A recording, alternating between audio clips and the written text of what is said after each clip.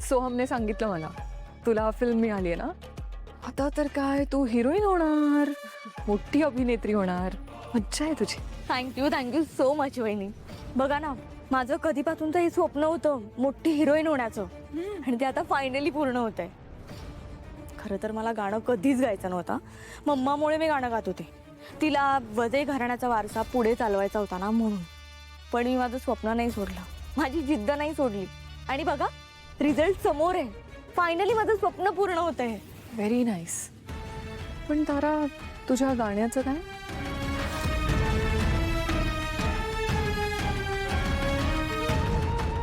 गाण्याचं काय म्हणजे?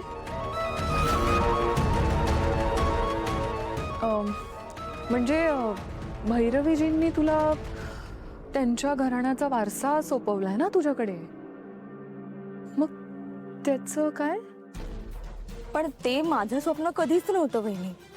आणि आता बघा ना, मला एका मोठ्या फिल्ममध्ये लीड रोल मिळालाय. तुम्हाला त्याचं काहीच कौतुक नाही. तुम्ही आता पण मला गाण्याबद्दलच विचारताय. तारा, तसं नाहीये, कौतुक आहे मला. I am proud of you. पण मला थोडीशी काळजी वाटली. म्हणजे बघ ना, देवाने तुला इतका छान आवाज दिलाय, इतका सुंदर गळा दिलाय, शिवाय भैरवीजींसारखी गुरु दिली आहे, वजे घराणं दिलंय. भैरवीजी स्वतः किती छान गातात, त्यांनी तुला आयत्त करिअर दिलंय गाण्यात. मग एवढं सेट करिअर सोडून तुला फिल्मकडे का वळायचंय?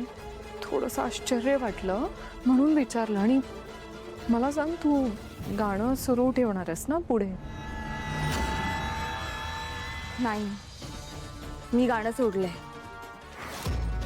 सोडलंय म्हणजे? म्हणजे मी आता कधीच गाणार नाही. तारा, कमॉन. म्हणजे भैरवीजींनी तुला वारसा सोपवलाय, तो काय वाऱ्यावर सोडणार आहेस? तिने दिलेला वारसा मी परत देऊन आले. काय? आय एम सॉरी, पण तारा, भैरवीजींना वाईट वाटलं असणार आहे. त्याचा मी का विचार करू आता? कारण आतापर्यंत मम्माने कधीच माझा विचार नाही केला, आणि या सगळ्यांना माझ्या आणि सावलीच्या डोक्याला त्रास देत राहिला. एक मिनिट, सावलीचा काय संबंध? म्हणजे ह्या सगळ्यात सावली सुद्धा लागायची ना, जस्ट बिकॉज ती लकी आहे म्हणून.